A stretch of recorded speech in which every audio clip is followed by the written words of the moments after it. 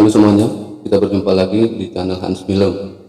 Kali ini kita akan membahas dan merangkum alur sebuah film drama horor romantis yang berjudul Her Name Was Krista, di mana film ini menceritakan seorang pria parubaya yang kesepian menyewa jasa seorang wanita bayaran atau PSK untuk menemani kekosongan waktunya. Namun tanpa disadari, mereka berdua saling jatuh cinta dan tidak ingin berpisah satu sama lain. Nah, bagi kalian yang ingin menonton film ini secara full, diharapkan tidak menonton bersama keluarga ya, karena terdapat banyak unsur bercocok tanam dan hal mengerikan lainnya. Film ini dibintangi oleh James L. Edwards sebagai Stephen, yang merupakan seorang pria parubaya yang kesepian yang bekerja sebagai telemarketer. Ada juga Drew Porter sebagai Nick yang berprofesi sama seperti Stephen dan merupakan rekan kerja Stephen di kantornya. Dan artis cantik Shania Day sebagai Candy atau Krista yang berprofesi sebagai wanita penghibur atau wanita bayaran. Oke, tanpa berlama-lama lagi, langsung saja kita masuk ke alur ceritanya.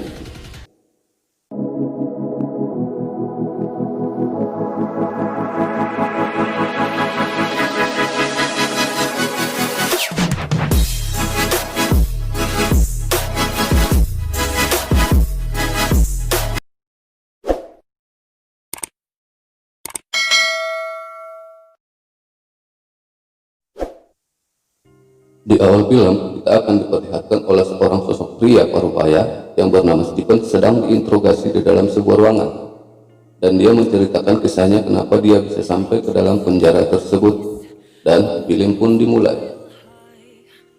Scene beralih ke sebuah ruangan kerja yang kelihatan cukup kaku karena semua orang di ruangan tersebut terlihat serius dan tidak ada interaksi satu sama lain. Lalu Nick yang merupakan karyawan baru merasa aneh akan suasana ruang kerjanya, yang kemudian mengajak Stephen mengobrol dan mereka pun berkenalan. Nick mengatakan bahwa dirinya tidak akan bertahan lama di kantor tersebut karena suasananya yang cukup kaku dan minim komunikasi antar karyawan.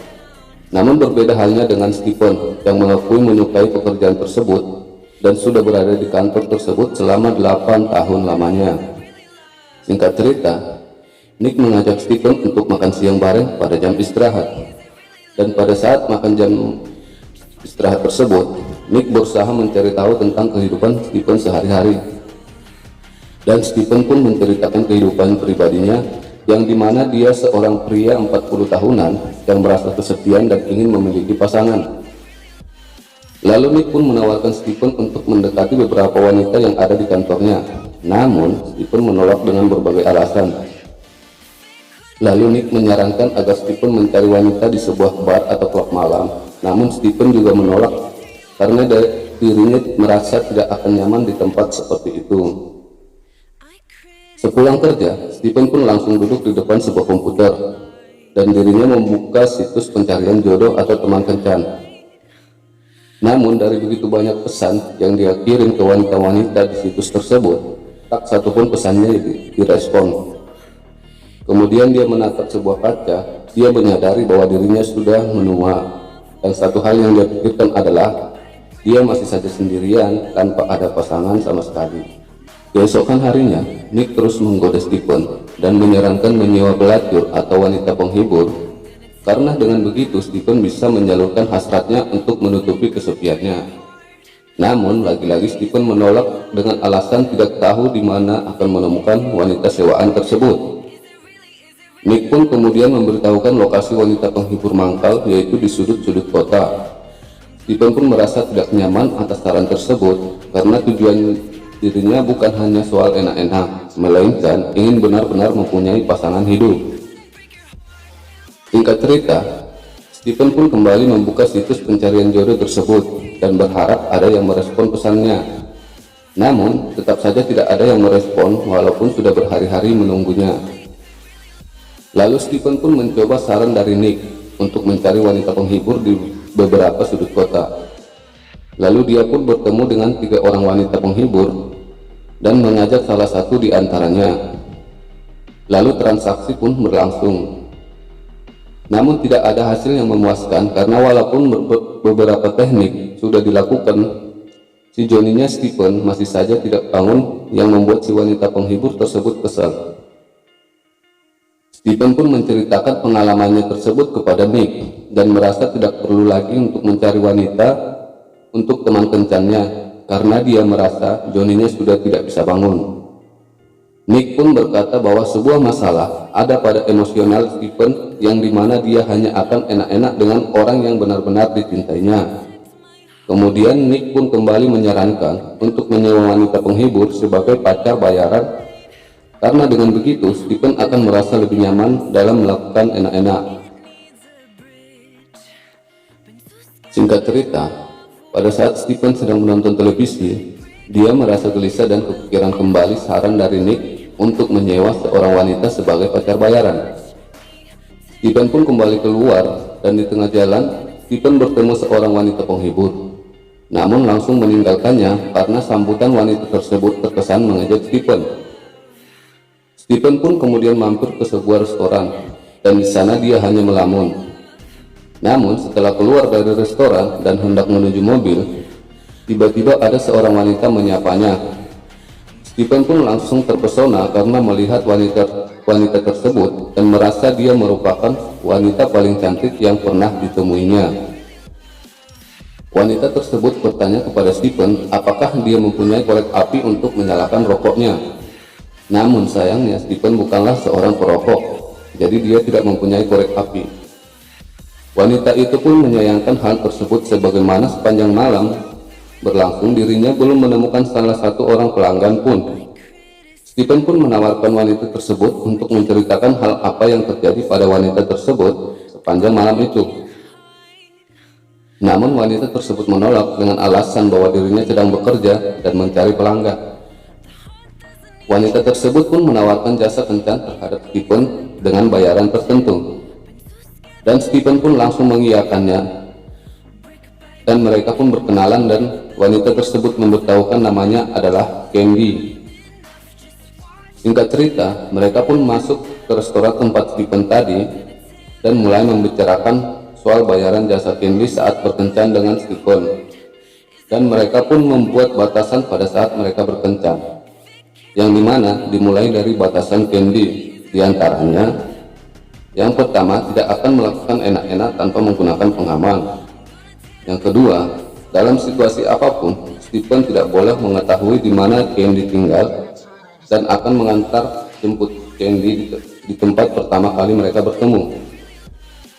Yang ketiga, kencan tidak melibatkan hal-hal jorok seperti darah, kencing, kotoran, muntah, dan hal-hal yang lainnya. Lalu Stephen pun berkata bahwa Candy harus selalu ada saat Stephen membutuhkannya dan tidak mau alasan apapun dari Candy untuk tidak menemuinya, dan itu satu-satunya batasan yang diungkapkan oleh Stephen. Setelah selesai membicarakan hal-hal yang berkaitan dengan kencan bayaran mereka, Stephen pun mengajak Candy ke sebuah tempat. Di perjalanan, Candy merasa curiga kalau Stephen mempunyai niat jahat kepadanya karena membawanya ke tempat yang gelap. Namun Stephen menjelaskan bahwa dia membawa Candy ke tempat yang biasa dia kunjungi saat dirinya butuh menenangkan diri, dan Candy pun sedikit lega mendengar penjelasan Stephen tersebut. Mereka pun saling curhat mulai dari kesukaan mereka masing-masing hingga asal-usul mereka berasal. Candy pun bercerita bahwa dirinya pernah menikah pada usia 20 tahun, namun pernikahannya berantakan karena suaminya seorang pecandu alkohol dan sering berlaku kasar kepadanya. Stephen pun menceritakan bahwa dirinya juga sempat akan menikah, namun gagal karena kekasihnya mengalami kecelakaan pada saat pulang kerja. Dan dari situlah Stephen merasa bisa masuk ke kehidupan pribadi Candy serta mulai berniat untuk membahagiakan Candy. Singkat cerita, Stephen pun kembali bekerja dan bertemu dengan Nick. Stephen pun menceritakan pengalamannya tadi malam kepada Nick bahwa dia sudah memiliki seorang wanita yang mau diajak berkencan. Namun Nick berkata bahwa itu hal yang aneh karena harus membayar mahal wanita penghibur hanya untuk berteman tanpa harus enak-enak.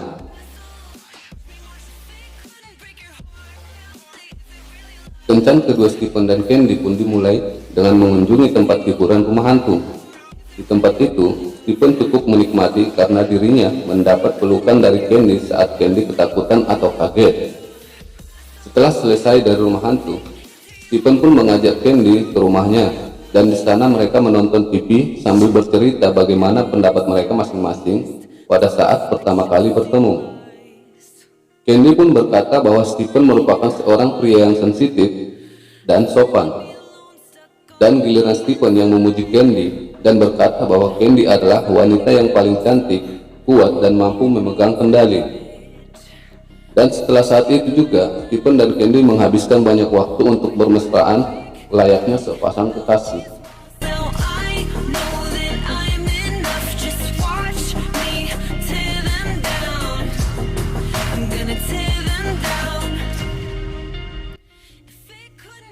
Singkat cerita, pada kencan berikutnya, Stephen pun sepakat bahwa Candy akan menginap dan tidur bersama di rumahnya.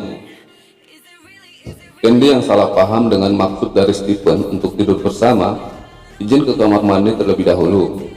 Kemudian dia muncul dan masuk ke dalam kamar hanya menggunakan G-string berwarna merah, dengan maksud mengajak Stephen untuk bercocok tanam. Namun, Stephen menolak dan Candy pun heran akan apa yang dimaksud Stephen dengan tidur bersama. Stephen pun menjelaskan bahwa dia hanya ingin memeluk dan memegang tangan Candy sepanjang malam, dan tidak lebih dari itu. Keesokan harinya, Stephen pun mengajukan libur panjang selama 2 minggu kepada bosnya di kantor, karena dia ingin mengajak Candy berlibur. Namun bosnya enggan memberikan izin tersebut. Namun Stephen kembali menjelaskan bahwa dirinya sudah bekerja di sana selama 8 tahun, dan belum mengambil cuti sama sekali. Akhirnya bos Stephen pun kembali mempertimbangkan permintaan tersebut, dan berjanji akan melobi pihak manajemen perusahaan agar Stephen mendapatkan liburannya tersebut. Di sisi lain, Stephen pun menawarkan liburan tersebut kepada Candy karena dia yakin bosnya akan memberinya izin. Stephen juga sudah membahas liburannya seperti apa yang akan dijalaninya nanti bersama Candy, yang intinya Stephen berusaha untuk membahagiakan Candy. Singkat cerita, keesokan harinya, bos Stephen pun menemuinya di ruang kerjanya dan memberitahu bahwa permintaan Stephen untuk cuti ditolak oleh manajemen dengan alasan perusahaan lagi dalam keadaan sulit. Hal itu pun membuat Stephen marah dan merasa kecewa kepada bosnya tersebut. Stephen pun lepas kendali hingga memaki-maki bosnya tersebut dan merokok di ruangan kerjanya. Bos Stephen pun tidak terima dengan perlakuan Stephen tersebut, sehingga Stephen dipecat dan disuruh meninggalkan kantornya hari itu juga. Singkat cerita, Stephen yang kebingungan dan khawatir karena sudah tidak punya pekerjaan, mengatakan kepada Candy bahwa dia sudah tidak mau bertemu Candy lagi karena dia sudah tidak punya uang dan tidak akan bisa membayar Candy lagi. Namun, Candy yang mengetahui hal tersebut merasa tidak keberatan jika tidak dibayar oleh Stephen, dan bahkan pada saat itu juga Candy berkata bahwa dia benar-benar mencintai Stephen. Stephen yang tidak percaya atas perkataan tersebut meminta Candy agar Candy tidak lagi berpura-pura. Candy pun meyakinkan Stephen dengan memberitahu namanya yang sebenarnya, yaitu Krista Sullivan, dan Candy juga memberitahu Stephen alamat di mana Candy atau Krista tinggal, yang dimana di awal perjanjian mereka Stephen tidak boleh mengetahui alamat Krista tinggal.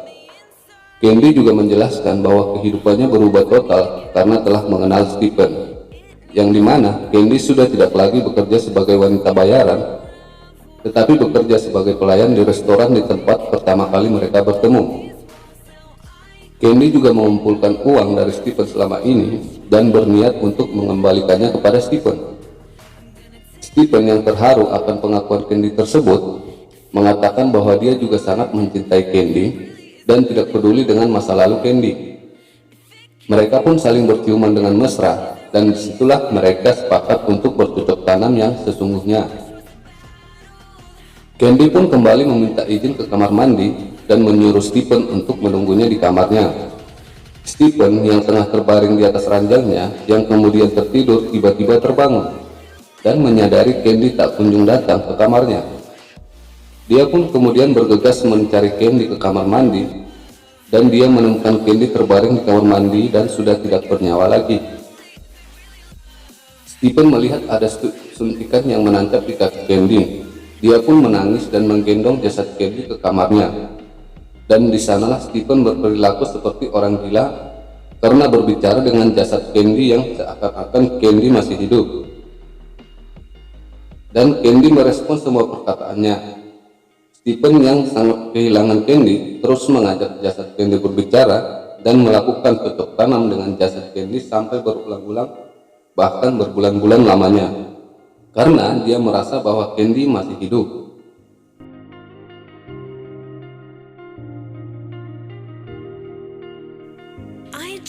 Stephen yang tidak sadar akan apa yang dilakukannya merasa bahwa cintanya terhadap Candy mampu mengalahkan segalanya, termasuk kematian sekalipun.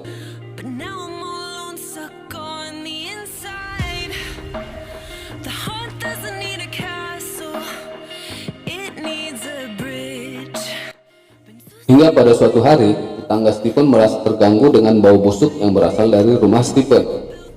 Stephen pun berdalih bahwa bau tersebut berasal dari tempat pembuangan yang sedang dia bongkar dan berjanji akan membereskannya secepat mungkin.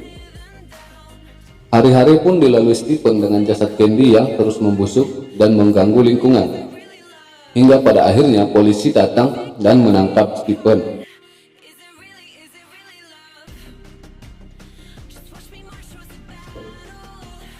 Di akhir cerita, Stephen diperlihatkan di sebuah ruangan bersama seorang dokter yang telah selesai mewawancarainya. Dokter tersebut mengagumi cerita Stephen karena menganggap rasa cintanya kepada Candy mampu melampaui apapun.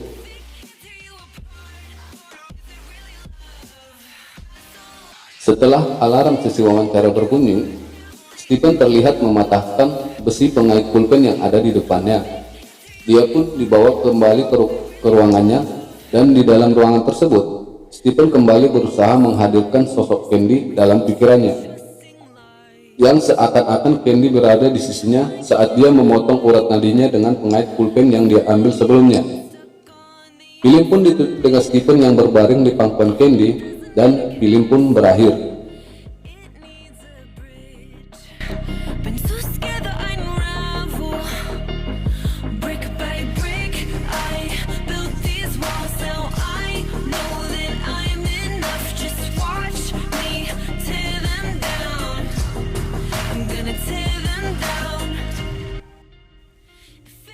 Nah, gimana menurut kalian dengan film ini? Menurut saya, film ini sangat bagus karena mampu membuktikan kekuatan cinta yang sesungguhnya. Dan jika kalian masih penasaran, kalian boleh menonton film ini agar rasa penasaran kalian terjawab. Dan bagi kalian yang bertanya, kenapa Candy meninggal? Candy meninggal karena dia overdosis, karena dia juga seorang pengguna narkoba. Oke, sekian dulu untuk video kali ini. Semoga kalian terhibur dan jangan lupa untuk dibantu subscribe-nya. Terima kasih. Bye.